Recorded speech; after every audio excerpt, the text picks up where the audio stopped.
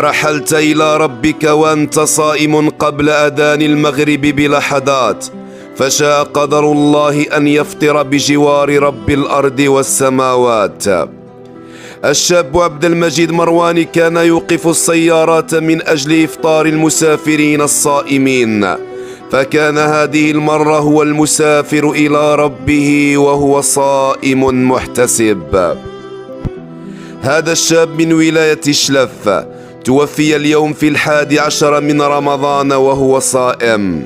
أبشر يا أخي عبد المجيد، فقد قال تعالى: إلا الصوم فهو لي وأنا أجزي به، وسوف يجزيك الله الجزاء الأوفر.